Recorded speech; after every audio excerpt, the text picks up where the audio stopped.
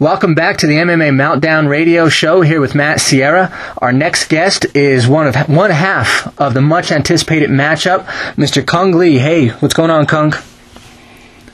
Just relaxing, and this is the week where you get to taper down and get a lot of massages.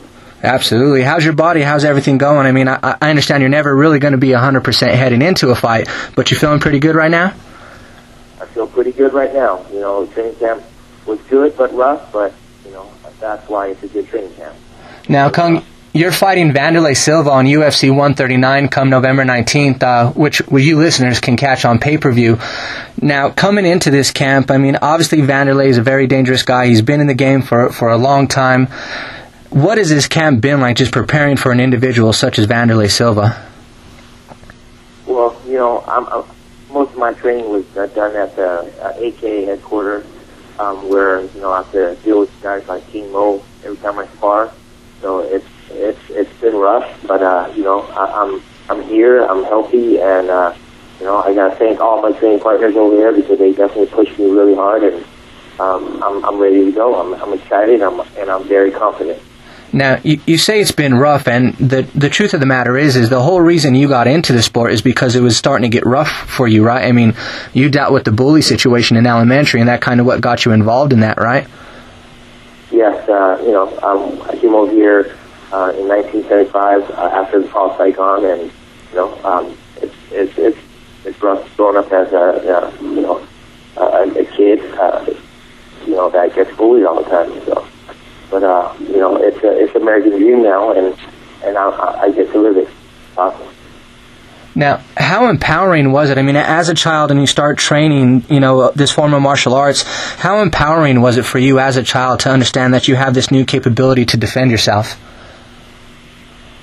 Well, I think at the time when I was a kid, I still had a hard time defending myself because I was so small. But just staying in sports like wrestling and being part of a wrestling program that's year-round kept me out of trouble and kept me focused, and it gave me the focus and the strength to do what I do now.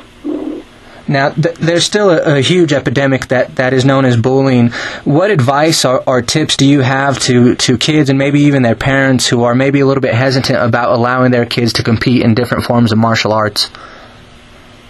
I think martial arts is great for kids, one for self-esteem, self-confidence, and you just got to pick the right gym, the right dojo, the right instructor, and that takes a little bit of work. And if your kids are worth it, you go out there and you interview the senseis and the seafoods out there, and you get your kid in a good martial arts program because it will make a huge difference in their lives.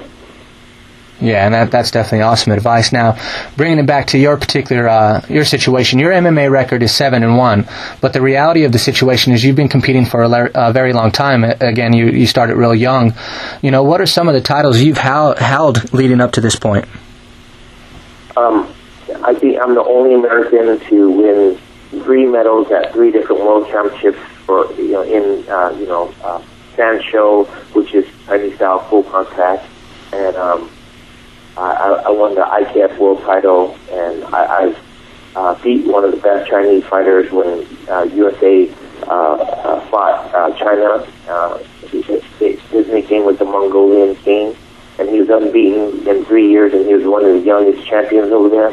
And then I gave him his first professional loss in 3 years. So I've definitely done a lot. I won the Shidokan triathlon of martial arts in 98, and it's been a good ride. And the great thing is, to be in the UFC now is top of the food chain, and I feel blessed, and I'm gonna take advantage of this opportunity, and I'm ready to go.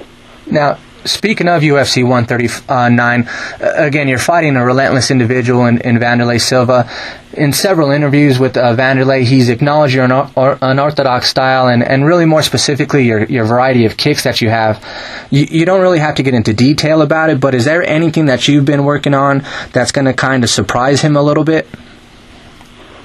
I think every time I fight, people see what I do, and it's all about stopping it. But this time, every time I kick, it's going to be followed by punch. Every time I punch, it's going to be followed by kick in different angles. And, the speed of my kicks have come a long way since I fought Scott Smith, and I feel much improved. And I've been training with heavier guys like King Mo, and I'm ready for this fight. And I know you're, a blue belt in Brazilian Jiu-Jitsu? Yes. So how prepared are you, and what is your ground game like when you face somebody, or how do you prepare your ground game for somebody like Vanderlei Silva, where if he gets on top of you, it's just going to be a flurry of punches? That's an easy question to answer. Don't go to the ground. Just stay up, standing up, and you're just going to do that by staying on the outside, huh? Staying on the outside, but you know what? I'm an All-American wrestler, and the takedowns are there. I'm going to take it. Now, with Strikeforce being your home for the last 8 fights that you've had, have you really noticed or had any big major differences that you've noticed in this jump to the UFC? The exposure is like triple, what I would get in Strikeforce. So I'm glad Strikeforce and UFC is under one umbrella, and I think the sport will grow even more, and UFC is definitely, the flagship, and they've made this brand is for MMA, and everyone is on this bandwagon that cannot be stopped. Now, you say it's triple the exposure, and it's pretty well known that you're an extremely huge family man. You said, I'm doing what I love. It's my family that's really going through the sacrifices because they're taking time away from you. How has how have they been dealing with the exposure that you'll be getting and everything that they're going through right now with this particular camp? My wife's been great. She's my backbone, and I wouldn't have been able to do this without her. So, kids will always be kids. They're always handfuls, but, there's great moments, and then there's moments where, it's tough, but, it's part of being a parent, and it's, I couldn't go away to a training camp and be away from my family. So I choose to do it here and enjoy my family and have the support of my wife here with me. So, I can't ask for, more from what she's been doing for me. I just feel very lucky and blessed. That's awesome. Now, you're obviously a real true professional, Cung. Have you really allowed yourself to think beyond this fight? Should you win or should you lose? Not at all. I got tunnel vision, and crosshairs on Vanderlei.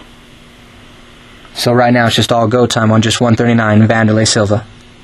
Go time, baby, on this one. This is it. This is my title fight. How big of a role is acting going to be in your career going forward? Acting actually growing pretty much growing like leaps and bounds for me. After I fought Scott Smith, I did 3 movies back to back with Wong Kar-wai, a Chinese film, and then my first starring role was Jean-Claude Van Damme, Peter Weller, and Dragon Eyes, and then The Man with the Iron Fist, directed by RZA, stars like Lucy Liu and Russell Crowe, and Jamie Chung, and I'm gonna be on fire both in this fight and in the movie world. Nice. So, can you potentially see your future or acting being utilized as the tool from your transition from professional fighting into your post-fight career? Definitely. Can't fight forever, but I'm going to do it as long as I could, and take it one fight at a time and one movie at a time. All right, man. Well, I definitely appreciate your time today. Again, you can catch Cung Le fighting Vanderlei Silva on UFC139 on November 19th. You can catch it on pay-per-view. Cung, again, man, I definitely appreciate your time talking to us during your rest week, and good luck. Thank you very much. You have a good one.